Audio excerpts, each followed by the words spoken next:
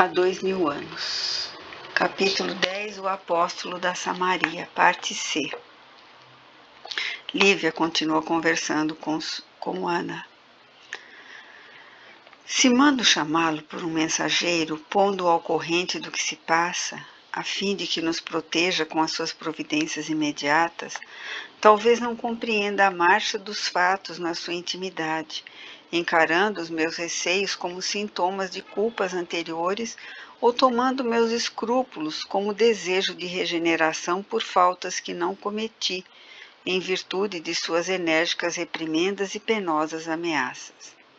Se não o aviso dessas ocorrências graves, do mesmo modo se produzirá o escândalo com a vinda do governador a Cafarnaum, aproveitando o ensejo da sua ausência. Tomo unicamente a Jesus por meu juiz nesta causa dolorosa, em que as únicas testemunhas devem ser o meu coração e a minha consciência. O que mais me preocupa agora, minha boa Ana, não é tão somente a obrigação de velar por mim, que já experimentei o fel amaríssimo da desilusão e da calúnia impiedosa. É justamente por minha pobre filha, porque tenho a impressão de que aqui na Palestina os malfeitores estão nos lugares onde deveriam permanecer os homens de sentimentos puros e incorruptíveis. Como não ignoras, meu desventurado filhinho já se foi, arrebatado neste turbilhão de perigos, talvez assassinado por mãos indiferentes e criminosas. Fala-me o coração maternal que o meu desgraçado Marcos ainda vive, mas onde e como? Debalde temos procurado sabê-lo em todos os recantos, sem o mais leve sinal da sua presença ou passagem. Agora manda a consciência que resguarde a filhinha contra as ciladas tenebrosas. Senhora, exclamou a serva, com fulgor estranho no olhar, como se houvera encontrado uma solução repentina e apreciável para o assunto. O que dissestes revela o máximo de bom senso e prudência. Também eu participo dos vossos temores, e suponho que deveremos fazer tudo para salvar a menina e a vós mesma das garras desses lobos assassinos. Por que não nos refugiarmos em algum lugar de nossa inteira confiança até que os malditos abandonem essas paragens? Mas considero que seria inútil procurarmos abrigo em Cafarnaum em tais circunstâncias. Iríamos a outra parte. Aonde? Indagou Lívia com ansiedade. Tenho um projeto, disse Ana esperançosa. Caso assentisseis na tua plena realização, sairíamos ambas daqui com a pequenina, refugiando-nos na própria Samaria da Judéia, em casa de Simeão, cuja idade respeitável nos resguardaria de qualquer perigo. Mas a Samaria, replicou Lívia, algo desalentada, fica muito distante. A realidade, contudo, minha senhora, é que necessitamos de um sítio dessa natureza. Concordo em que a viagem não será tão curta, mas partiríamos com urgência, alugando animais descansados, tão logo repousássemos um pouco na passagem por Naim. Com um dia ou dois de marcha, atingiríamos o vale de Siquém, onde se ergue a velha propriedade de meu tio. Maximus seria cientificado da vossa deliberação sem outro pretexto que não seja o de necessidade de vossas decisões no momento, e na hipótese do regresso imediato do senador, estaria o vosso esposo integrado do conhecimento direto da situação, procurando inteirar-se por si mesmo quanto à vossa honestidade. De fato, essa ideia é o recurso mais viável que nos resta, exclamou Lívia, mais ou menos confortada. Além do mais, confio no mestre que não nos abandonará em provas tão rudes. Hoje mesmo faremos nossos aprestos de viagem e irás à cidade providenciar, não só quanto aos animais que nos devam conduzir até Naim, como também quanto à partida de um dos teus familiares conosco, de modo a seguirmos com a maior simplicidade, sem provocar a atenção dos curiosos, mas igualmente bem acompanhadas contra os dissabores de qualquer eventualidade. Não te preocupes com despesas, porque estou provida dos necessários recursos financeiros. Assim foi feito. Na véspera da partida, Lívia chamou o servo de que então desempenhava as funções de mordomo da casa, esclarecendo-o nestes termos. Máximos, motivos imperiosos me levam amanhã a Samaria da Judéia, onde me demorarei alguns dias junto de minha filha. Levarei Ana em minha companhia e espero do teu esforço a mesma dedicação de sempre aos teus senhores. O interpelado fez uma reverência, como quem se surpreendesse com semelhante atitude da patroa, pouco afeita aos ambientes exteriores do lar. Mas, entendendo que não lhe assistiu direito de analisar as suas decisões, aventou respeitoso. Senhora, espero que designeis os servos que deverão acompanhar-vos. Não, Máximos, não quero as solenidades do costume nas excursões dessa natureza. Irei com pessoas amigas de Cafarnaum e pretendo viajar com muita simplicidade. Interessa-me avistar-te dos meus propósitos tão somente pela necessidade de redobrar o serviço de vigilância na minha ausência e considerando a possibilidade do regresso inopinado do teu amo, a quem cientificarás da minha resolução nos termos em que te estou exprimindo. E enquanto o criado se inclinava respeitoso, Lívia regressava aos aposentos, solucionando todos os problemas relativos à sua tranquilidade. No dia imediato, antes da aurora, saía de Cafarnaum numa caravana humilde. Compunham a Lívia, a filhinha, Ana e um dos seus velhos e respeitáveis familiares, que se dirigiam pela estrada que contornava o grande lago, quase em caprichoso semicírculo, acompanhando o curso das águas do Jordão, a descerem sussurrantes e tranquilas para o Mar Morto. Numa breve parada em Naim, trocaram-se os animais, seguindo os viajantes o mesmo roteiro em direção do vale de Siquém, onde à tardinha apearam frente da casa empedrada de Simeão, que recebeu os hóspedes chorando de alegria. O ancião de Samaria parecia tocado de uma graça divina, tal o movimento notável que desenvolvera em toda a região, não obstante a sua idade avançada, espalhando os consoladores ensinamentos do profeta de Nazaré. Entre oliveiras umbrosas e frondejantes, ergueram uma grande cruz pesada e tosca, colocando nas suas proximidades ampla mesa rústica, em torno da qual se assentavam os crentes em pobres bancos improvisados, para lhe ouvirem a palavra amiga e confortadora. 5 dias venturosos decorreram ali para as duas mulheres, que se encontravam à vontade naquele ambiente simples.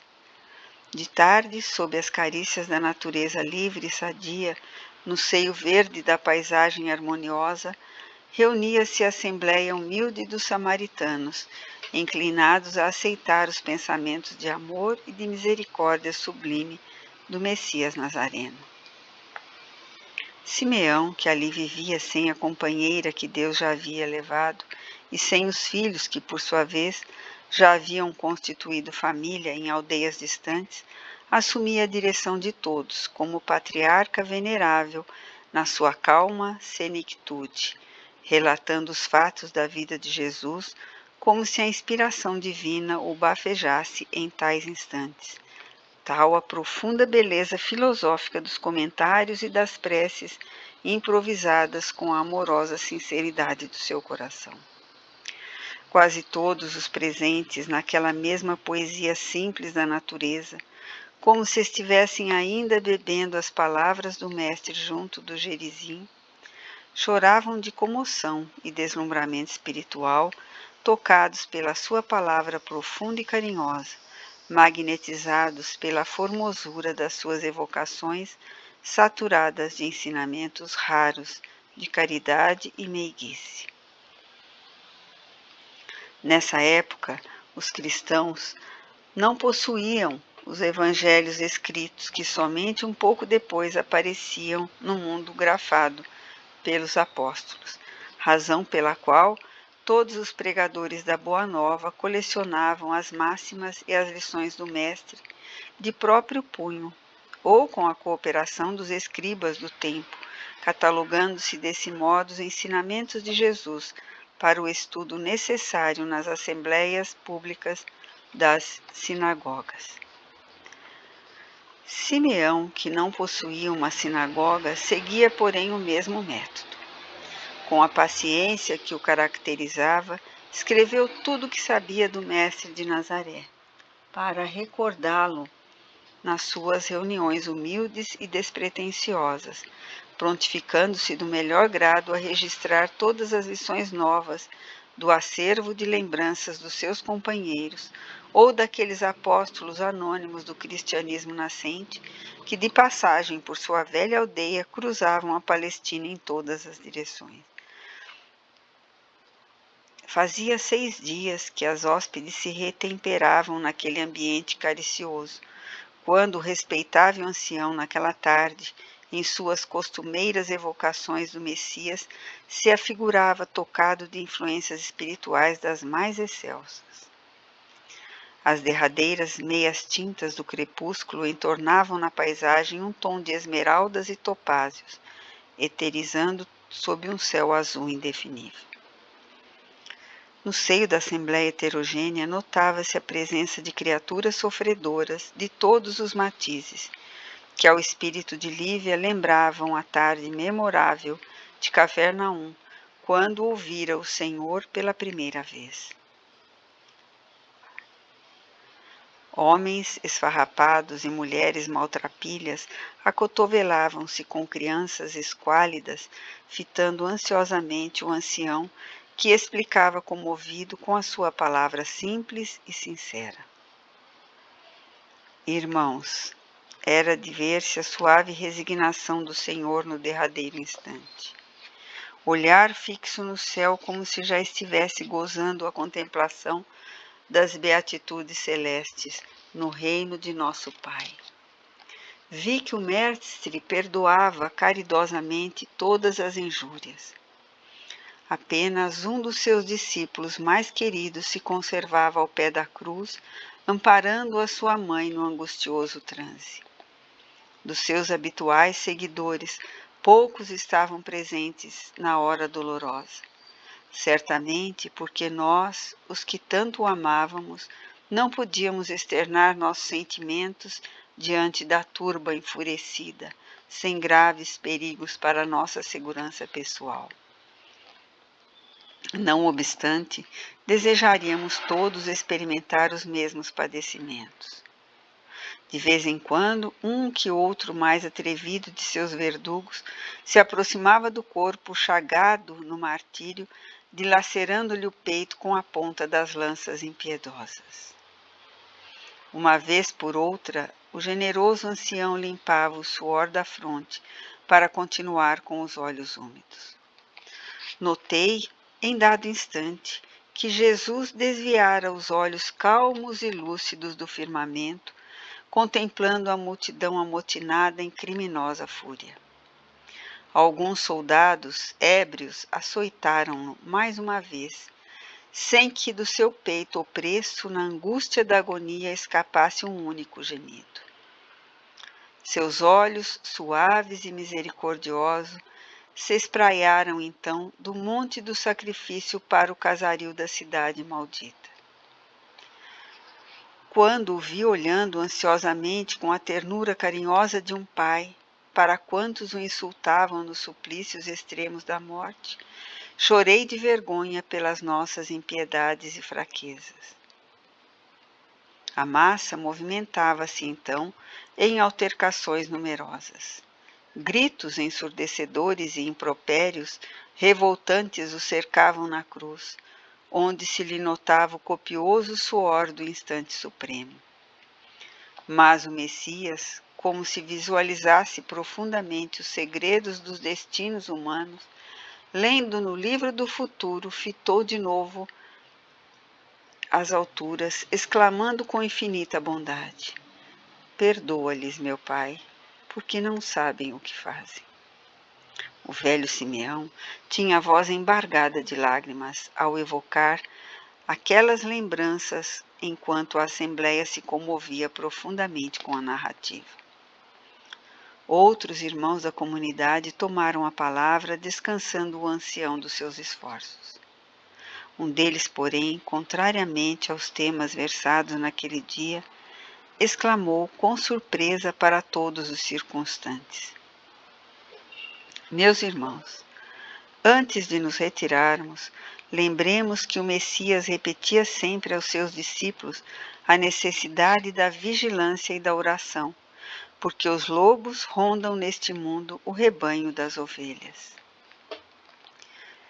Simeão ouviu a advertência e pôs-se em atitude de profunda meditação, de olhos fitos na grande cruz que se elevava aos poucos metros do seu banco humilde. Ao cabo de alguns minutos de espontânea concentração, tinha os olhos transbordando de lágrimas, fixo no madeiro tosco, como se no seu topo vagasse alguma visão desconhecida de quantos o observavam. Depois, encerrando as prelações da tarde, falou comovido: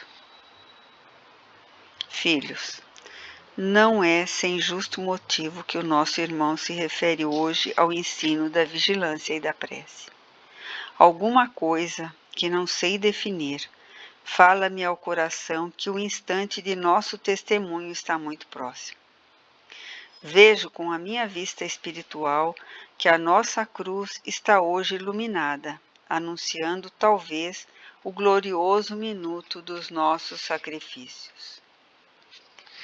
Meus pobres olhos se enchem de pranto, porque entre as claridades do madeiro ouço uma voz suave que me penetra os ouvidos numa entonação branda, amiga, exclamando: Simeão, ensina ao teu rebanho a lição da renúncia e da humildade, com o exemplo da tua dedicação e do teu próprio sacrifício.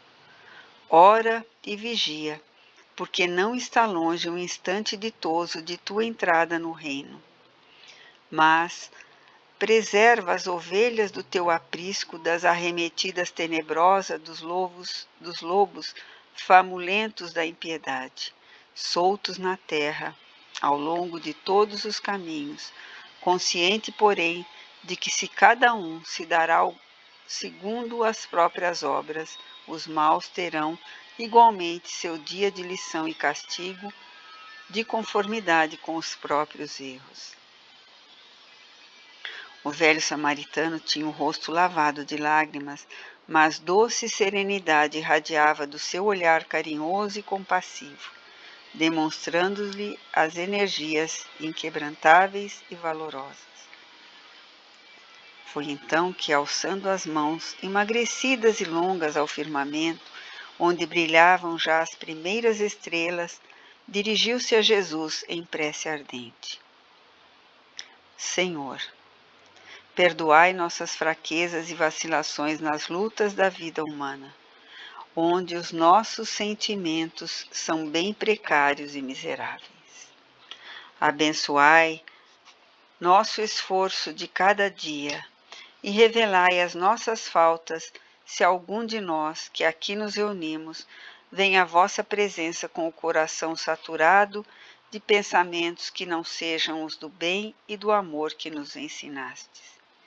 E se chegada é a hora dos sacrifícios, auxiliai-nos com a vossa misericórdia infinita, a fim de que não vacilemos em nossa fé nos dolorosos momentos do testemunho. A comovedora oração assinalou o fim da reunião, dispersando-se os assistentes que regressavam impressionados às choupanas humildes e pobres.